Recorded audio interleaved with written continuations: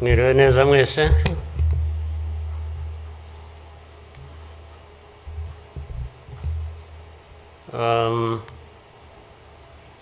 Ngira ngo biroroshye wenda kugera aho mpera.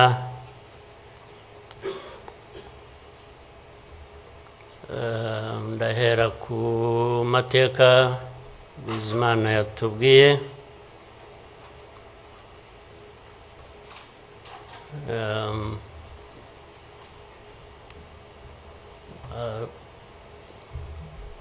Arambuye, afite ibimenyetso ashingiyeho,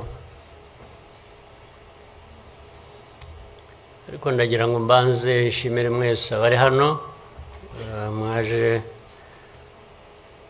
kwifatanya n'igihugu n'abanyarwanda, cyane cyane mwebwe abaturuka hanze mu bindi bihugu cyangwa abihagarariye hano mu gihugu cyacu.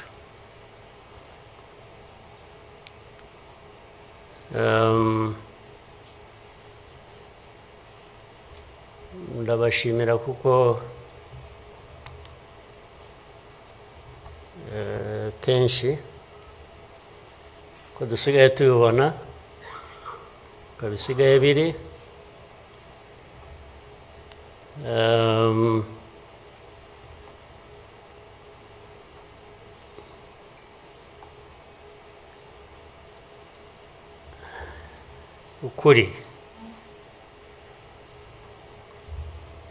ukuri ntabwo kukigenderwaho,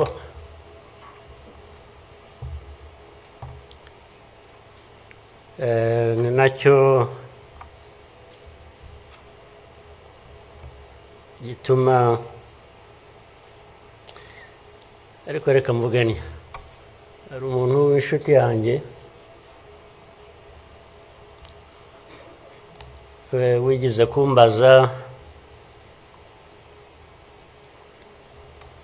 ati ariko wowe nk'umuntu ubaho ute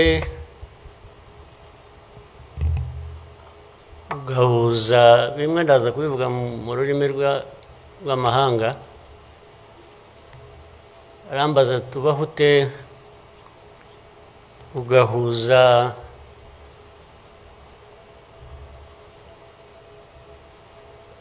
the dark past and the cruel present.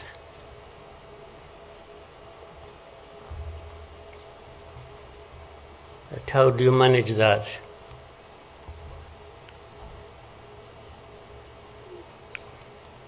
Ariko uko nabyumvaga ntabwo ari igihe yabazaga gusa, yabazaga u Rwanda,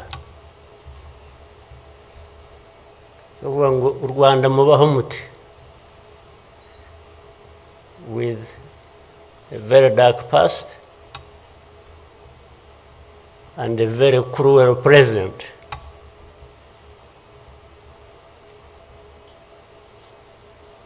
Icyo namushubije nuko from the beginning we were under an illusion that the two were siblings and we had to deal with them as such. You have to deal with the cruel present, knowing that it is very, very much related to the dark past. They are inseparable. So for us, we have a choice to make.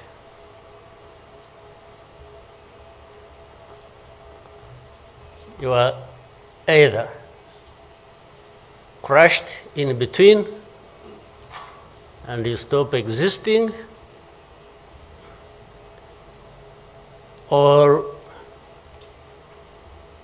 you stand up and fight.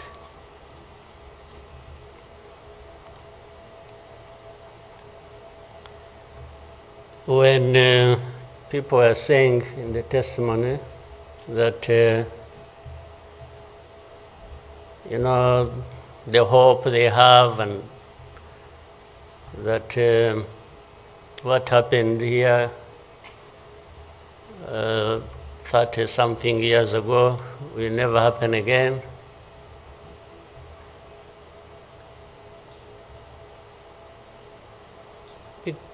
It won't be because of those who were responsible for that dark past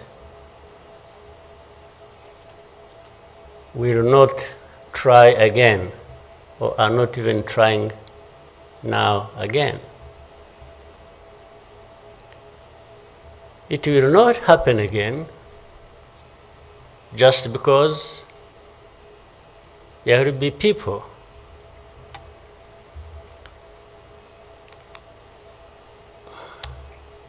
who will stand up and fight.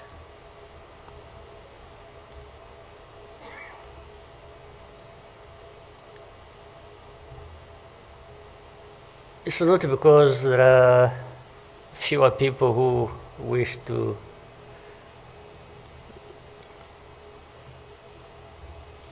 perish or who would have wished us all to disappear, this country to disappear.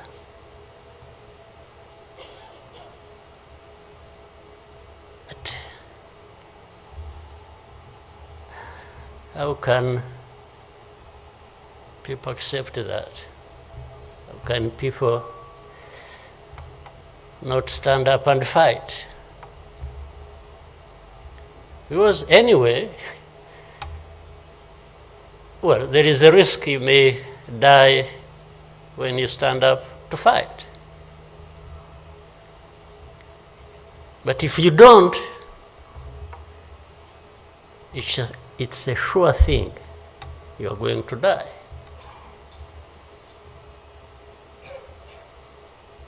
So, why don't I try the former? Why don't I try to stand up and fight with the chance that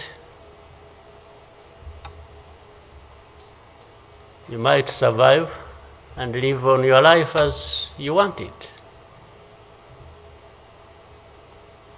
instead of giving up and you let people treat you as if for you to live, it's a favor that they are going to do for you. Why?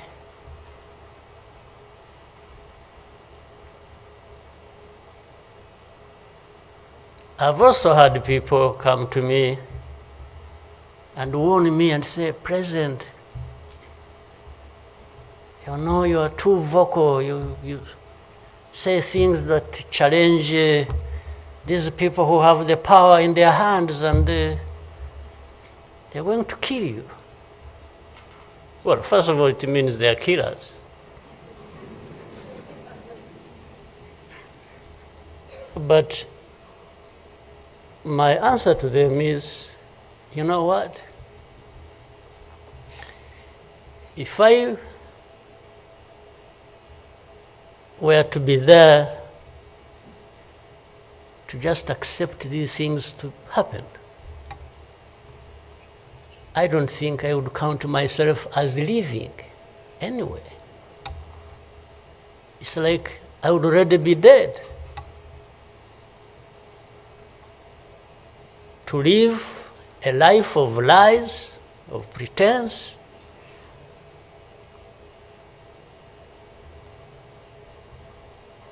and all my life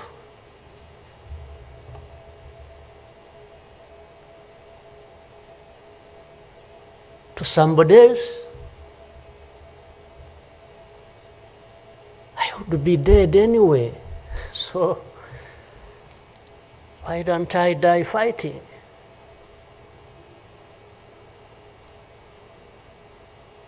So you Rwandans, why don't you die fighting?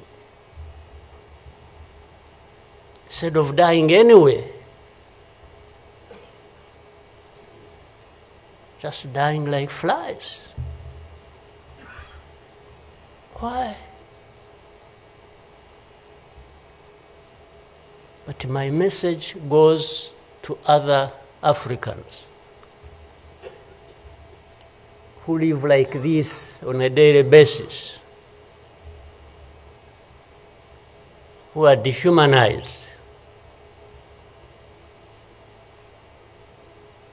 And they accept it and they beg. I can't beg to live. I can't beg anybody.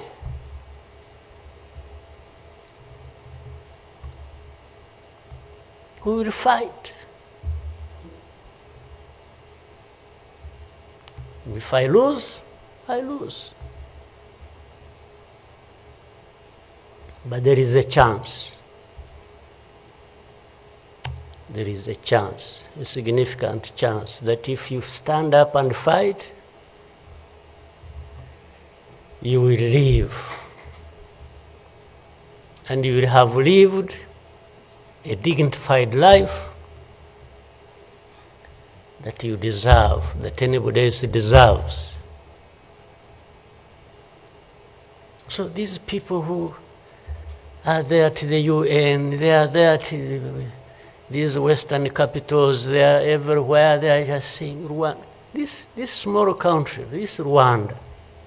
I mean, you see, when you are talking about Rwanda and ganging up together against Rwanda, you think it's some country that is, Then when I remember the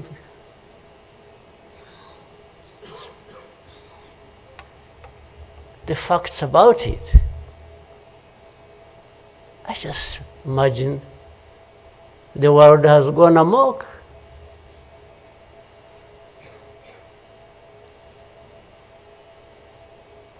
But in the midst of all that,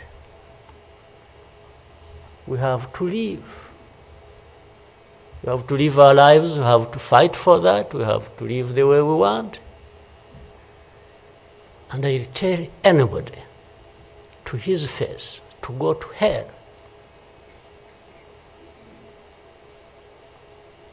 If anyone comes around and thinks they can, they come and say, hey, we're going to sanction you. To what? Go to hell. Just go to hell.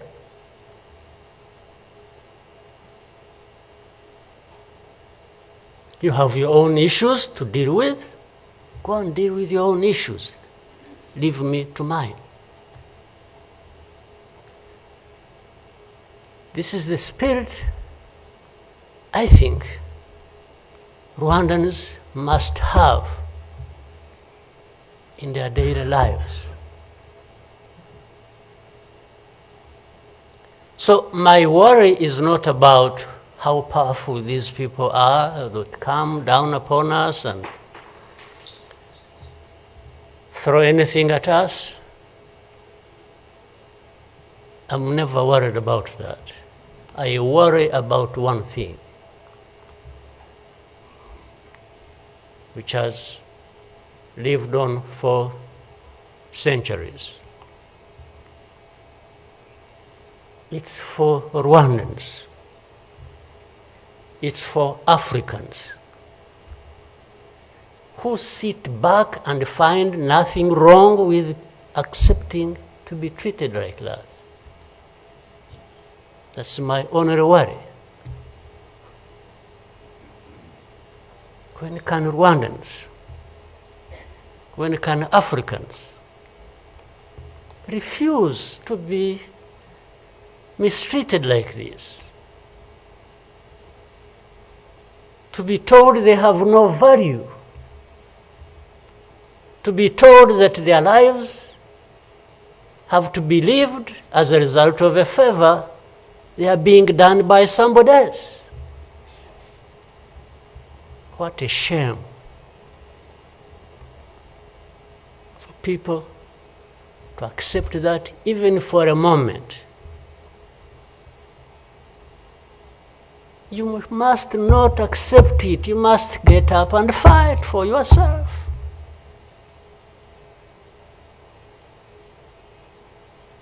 And then you have fools leading countries and being used as puppets.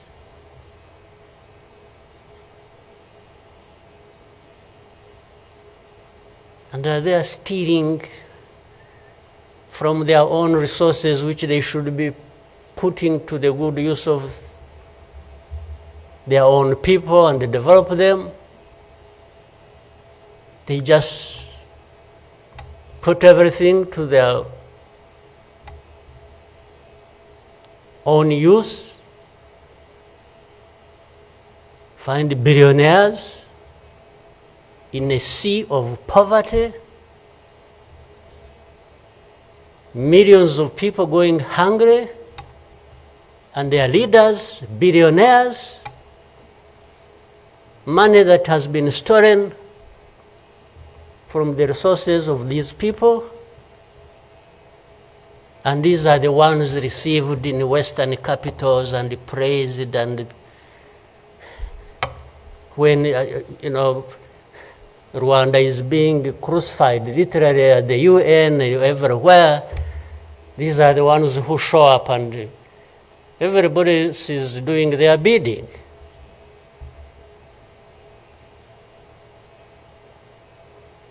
They don't talk. These ones don't even say a thing. There is somebody to say it for them.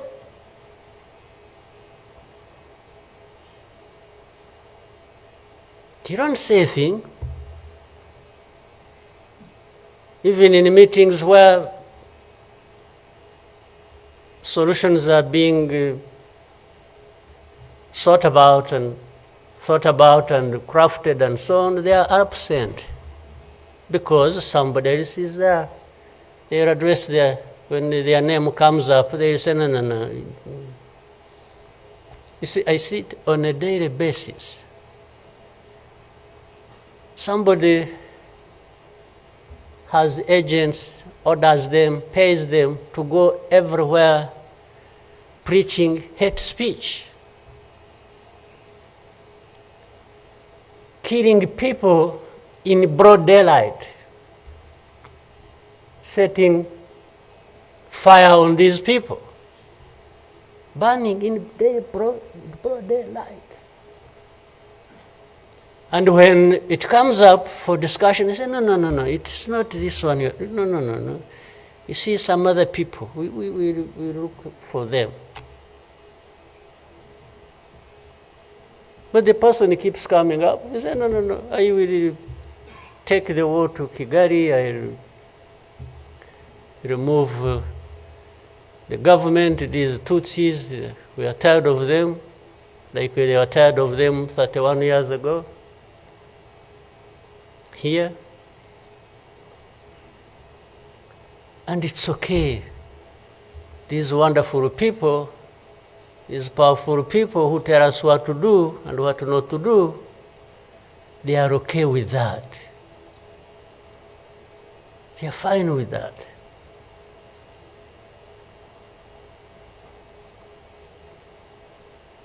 And they expect us to accept it also ourselves.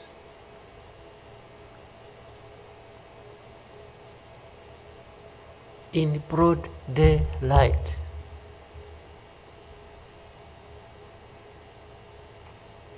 Hate speech, killings of people for their identity, uprooting them from their homes, and most of them are refugees here in this country. We have 125,000 people as refugees who have been living in camps, uprooted from their homes in Eastern Congo. And then these powerful, good people come here and pick 1, 2, 3, another day 5, if there are many, to go and settle them in those beautiful countries of theirs. And they leave the majority here. And they expect us to be thankful that that's a huge gesture of generosity. First of all, they take them knowing that these are actually refugees from the neighboring country. They don't take them as Rwandans. They take them as refugees from Congo. Only that they are taking very few. They are not, I wish they could take all of them. Those who wish to go and resettle them.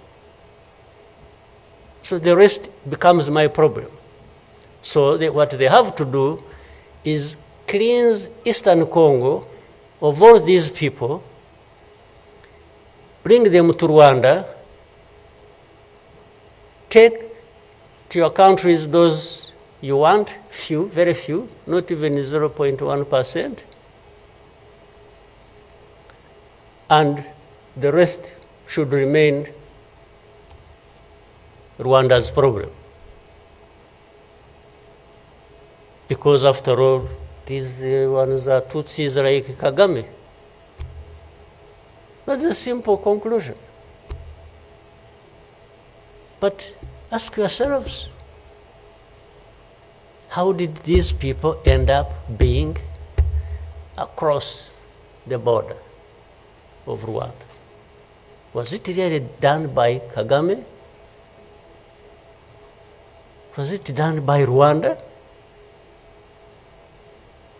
No, for us, we are here lucky that we are alive, that we survived.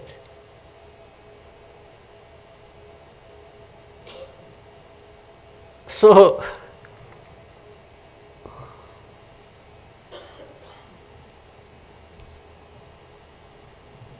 but as I say this,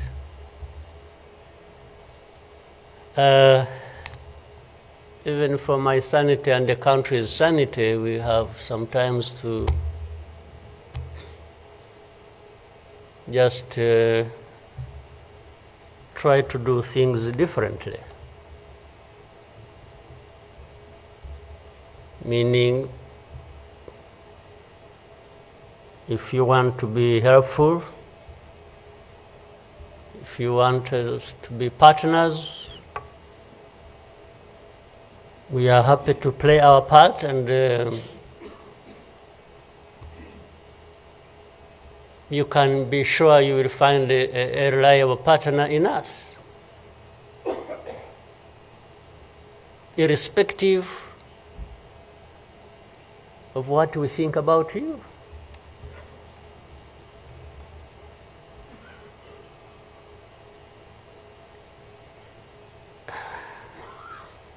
You know, this whole thing you see every day, you know, you have heard of groups, what is it? Group of experts. You have heard of that thing? These are people who go around, experts who are supposed to know better our situation than ourselves. Can you imagine? And the ones who lead those groups are the very people connected with this history I'm talking about, or that Bizimana was talking about. Can you imagine the cynicism?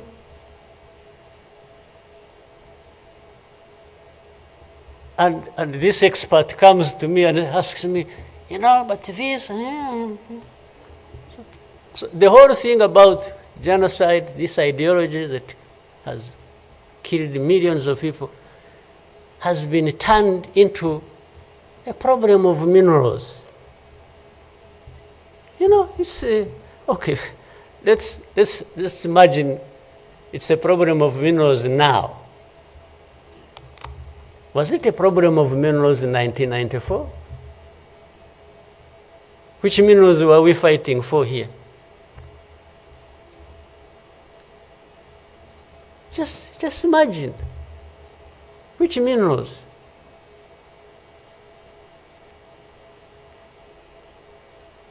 Second, if it were to be minerals, how many are actually fighting for these minerals in those places? Assuming you found evidence about Rwanda being implicated in what's happening in Congo for minerals in Eastern Congo. Are you really saying it is just Rwanda? Why don't you be brave enough to say Rwanda is invading our territory we have created for ourselves and is encroaching on the minerals we are also encroaching on in Eastern Congo? Why don't you be brave enough to admit that? At least to say that.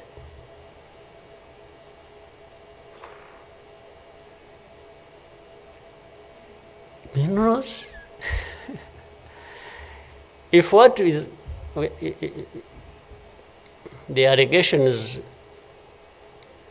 if these allegations were true, you know what? Rwanda would be as rich as you are, those who make the accusations. We would not be needing your money at all. Which you give us nothing and you come and beat us up for for everything. I mean, yeah, that is the world between the dark past and the cruel present.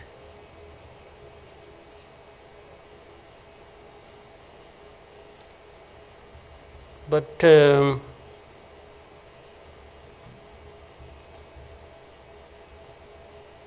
what didn't kill us and finish us 21 years ago has hardened us, has prepared us for the bad things that will always come anytime these people want and wish. Honestly, I want to assure you, we will not die not fighting like last time. And fighting does not involve invading anybody's territory, does not involve going after something that is not ours. Fighting, I mean, is if you find us here and want to treat us the way you want that we have seen in the past, I just want to assure you, you will not succeed. You will not succeed. I think I beg all these Rwandans, we should be itching for a fight with anybody who wants to come here and turn things upside down. And I think there are many who are ready to join for that. But for our friends, our partners, please, don't misunderstand us, don't mistreat us. We have had enough of it. Take it somewhere else. Take it somewhere else. You know, this Bizimana who was telling you this whole history, by the Bizimana, if you could compile that and distribute it to our friends and all of us. I actually want a copy of what you... But I think you should give our friends and others, they need to... Much as in the cruel present, facts don't matter, evidence doesn't matter, the truth doesn't matter. What matters is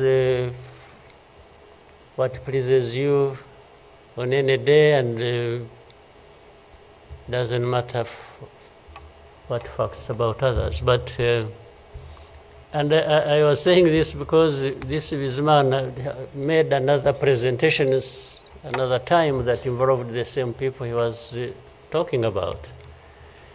And the next day, from embassies, people came to him, threatening him. Yeah. You know, they even, they are so foolishly brave to just, you know, they went to him. And I think another message went through Foreign Affairs. It's like this man who is saying this, and he was not saying it is not true, but he was saying no for daring to say it, even if it is the truth. Yes, they threatened him, and they even started threatening he will not get a visa to travel to some places, face to face, like that. Somebody from the embassy threatening our minister. Of course, I can't blame them that, given this history we have had, that from the embassy they even think they are above the minister. Yeah. He just come and say, you dare say this. He wasn't saying, this is contrary to the truth or evidence we have. Why did you present lies? No. He was just saying, whether lies or truth, you shouldn't have said it. That is the cruel present we live in, but we must confront it. And we will. We shall. No question about it. I've also told people that anyway, for us, we are in a sort of not bad position, because the worst has already happened to us. I don't think anything worse will happen, ever. So those who are scared, fearful of anything, I just want to console you in some way, if you may, that actually the worst has already passed. When we lost the people during that time, the young man was giving a testimony about. Do you think anything like that would ever happen again? I don't think so. So why would we be scared of anything? The worst. The hurricane came and we took cover and things, and it has passed. And we rebuilt. We rebuilt our strength of all kinds. I don't think there is any other hurricane that will come and sweep across the country, destroying everything. I don't think so. So And this day always reminds us of some of the things that are ignored and facts that remember the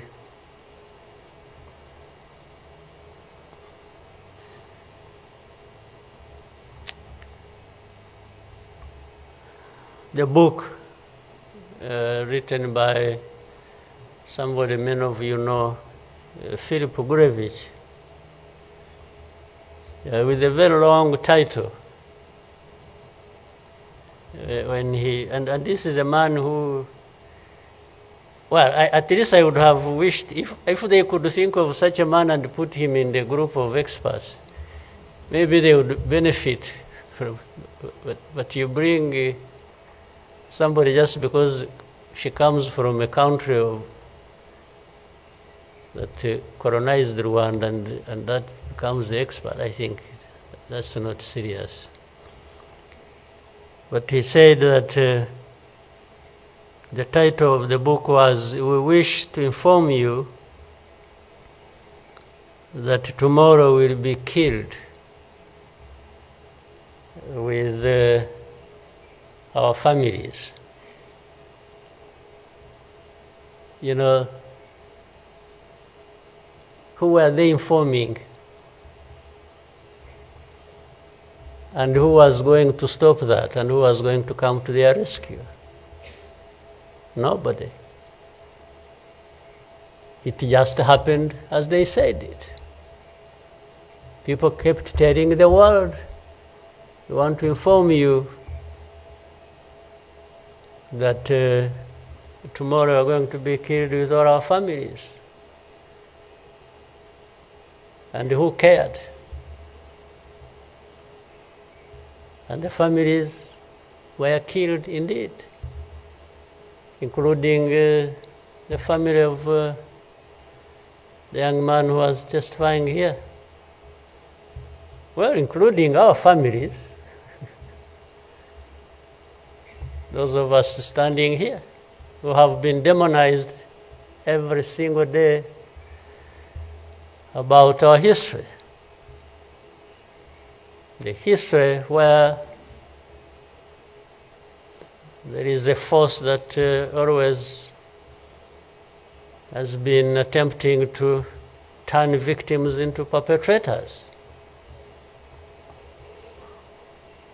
So these people who give testimonies and say what happened to them, they are actually now perpetrators. They are no longer victims. So the cynicism I was talking about of what happens in this world is that these very people who barely survived and who lost everything else and their families are now the victims, the perpetrators, no longer victims. That's what the world wants to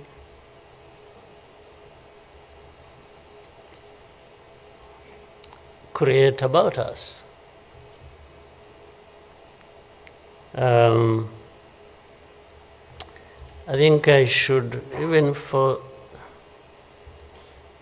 again, the sake of our sanity, maybe we'll always, during the war times, to keep my own balance, there used to be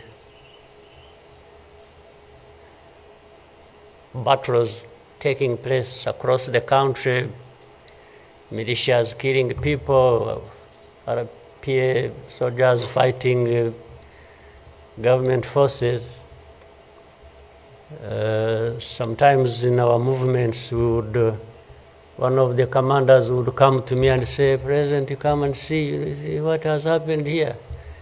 I went there once and saw a mass grave that they had just dug with caterpillars, and I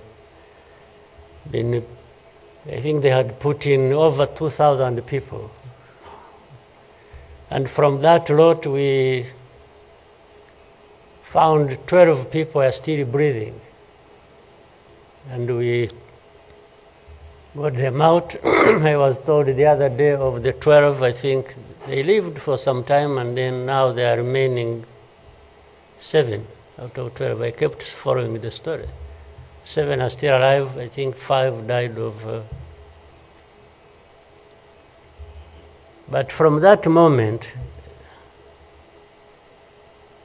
I told the commanders that they should never bring my attention to this kind of thing. They should just handle it, and we agreed how they would be handling it. But I should never, I don't even need to be informed or, and the reason was simple. And fortunately, such a moment of remembrance sort of takes you back into that.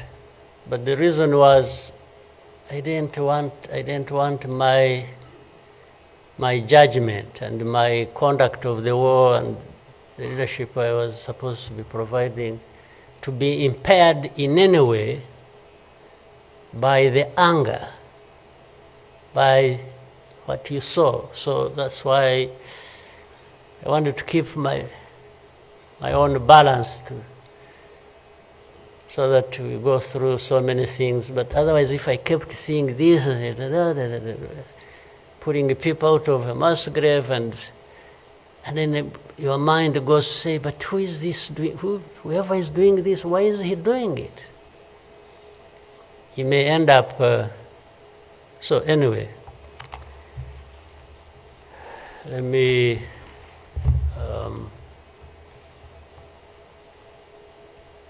end here. There will always be another day, another year to commemorate our lost people.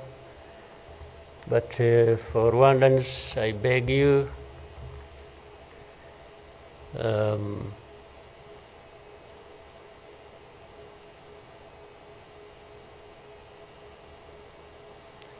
don't you owe your life to anybody else. And please have the courage to deal with the situation and moment as it is. Don't offend anybody, but always fight for what is yours. Don't allow anybody else to dictate to you how you should live your life, because the moment you accept it, that is the day you have lost your life. God bless you.